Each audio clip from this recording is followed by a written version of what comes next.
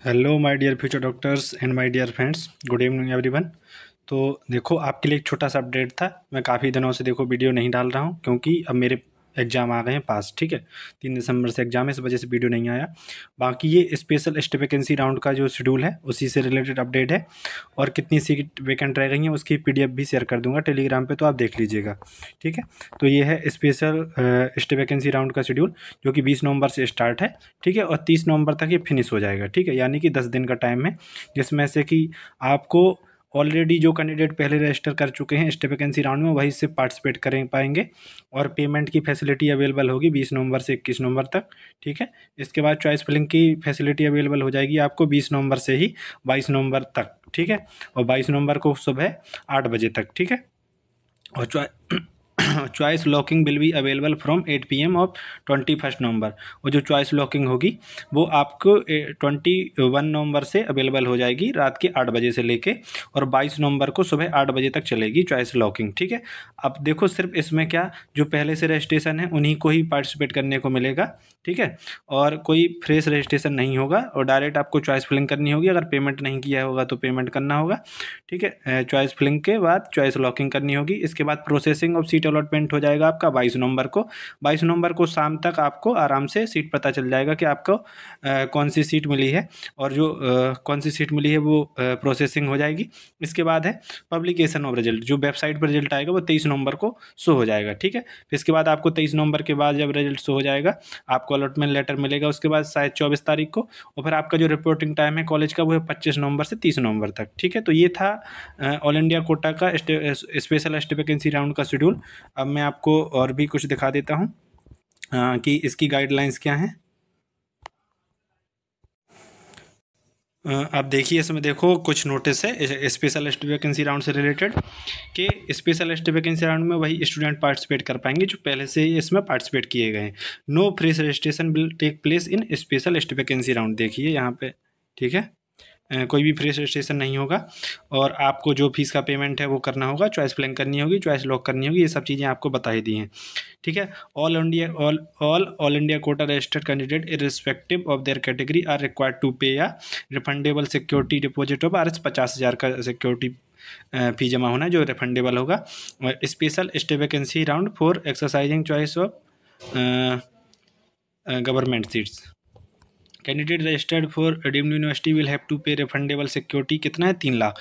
जो deemed universities के लिए रजिस्टर्ड किया था कैंडिडेट ने, उनको कितना फीस जमा करना है सिक्योरिटी फ़ी, वो कितना है 3 लाख है। ठीक है, ये सब रिफंडेबल है। Refundable security deposit of candidate who do not join the seat allotted them stay vacancy round will be forfeited, और जो भी स्टे वैकेंसी राउंड में सीट अलॉट होगी अगर आप उसे ज्वाइन नहीं करते हैं तो आपकी सारी फीस जब्त कर ली जाएगी, और फिर आप नेक्स्ट ईयर 2025 में भी पार्टिसिपेट नहीं कर पाएंगे काउंसलिंग में। ठीक है, ये कुछ रूल्स थे, बाकी रूल्स ये PDF शेयर कर दूंगा तो आप एक बार खुद भी देख लीजिएगा। और बात करें हम इसके बाद हम बात कर लेते हैं वैकेंट सीट के बारे में। ठीक है, तो गाइज ये रहा vacant seat for special state vacancy round MBBS BDS और BSc नर्सिंग। तो इसमें वैकेंट सीट बताया गया है किस कैटेगरी में कहाँ पे कितनी सीट्स वैकेंट हैं, और कॉलेज का नाम भी है। ठीक है, और ब्रांच भी लिखी है MBBS है या फिर BDS या नर्सिंग है। ठीक है, स्टेट और कोटा और ब्रांच और कैटेगरी सब कुछ बताया गया है, तो आप इस PDF को देख लीजिएगा। इस PDF की लिंक मैं टेलीग्राम पे शेयर कर दूंगा। वैसे अगर हम बात करें टोटल सीट कितनी है, तो टोटल सीट जो वैकेंट हैं तो उनकी अगर हम बात कर लें तो यहाँ पे यार टोटल किया नहीं है इन्होंने। ठीक है, इन्होंने 1 by 1 ऐसे सीट दी हैं। चलिए कोई नहीं, ये PDF शेयर कर दूंगा तो आप खुद भी देख सकते हैं। और इसके बाद हम बात करें, इसके बाद जो भी ऑल इंडिया कोटा से रिलेटेड अपडेट हैं उनके सारे पे बात कर लेते हैं।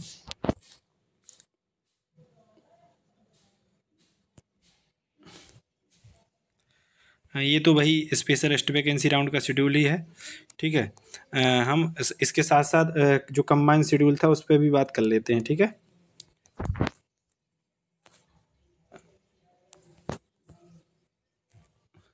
ये जैसे कि कंबाइंड शेड्यूल था NEET UG special round schedule 2024 all India quota deemed central state quota. ठीक है, दोनों के लिए था, जैसे कि all India quota state quota दोनों के लिए।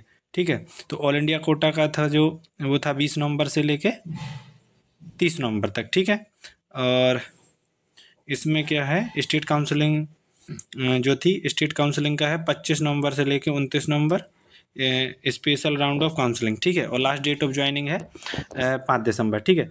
अब मैं आपको समझाता हूँ थोड़ा इसको अच्छे से, कि जो ऑल इंडिया का शेड्यूल है वो कब से कब तक है, 20 नवंबर से लेकर 30 नवंबर तक। लास्ट डेट ऑफ ज्वाइनिंग 30 नवंबर है, ठीक है। 20 नवंबर से स्टार्ट हो रहा है, ठीक है। और sharing of allotted candidate data by MCC के द्वारा स्टेट को शेयर किया जाएगा 25 नवंबर को, क्योंकि 25 नवंबर तक रिजल्ट आ चुका होगा ऑल इंडिया कोटा का, ठीक है। तो इस वजह से स्टेट की जो काउंसलिंग स्टार्ट होगी वो 25 नवंबर से स्टार्ट होगी, ठीक है। और 29 नवंबर तक उसका रिजल्ट आ जाएगा, ठीक है। इसके बाद 5 दिन और मिलेंगे जिसमें कि आपका एडमिशन होगा, रिपोर्टिंग टाइम, ठीक है। तो 25 नवंबर से 5 दिसंबर तक स्टेट काउंसलिंग होगी स्पेशल स्टेट वैकेंसी राउंड के लिए। तो गाइस ये छोटा सा अपडेट था, और जितने भी पीडीएफ मैंने आपको दिखाई है, ये सारी पीडीएफ आपको टेलीग्राम पे मिल जाएंगी। तो थैंक यू फ्यूचर डॉक्टर्स। अगर आपकी मेरी वीडियो से कुछ भी हेल्प हुई हो तो वीडियो को लाइक कीजिएगा, शेयर कीजिएगा, और चैनल पे न्यू हो तो सब्सक्राइब कर लीजिएगा। तो थैंक यू फ्यूचर डॉक्टर, मिलते हैं अपने नेक्स्ट वीडियो में। और अगर कुछ प्रॉब्लम हो तो मेरे व्हाट्सएप ग्रुप में भी आप पूछ सकते हैं। Thank you.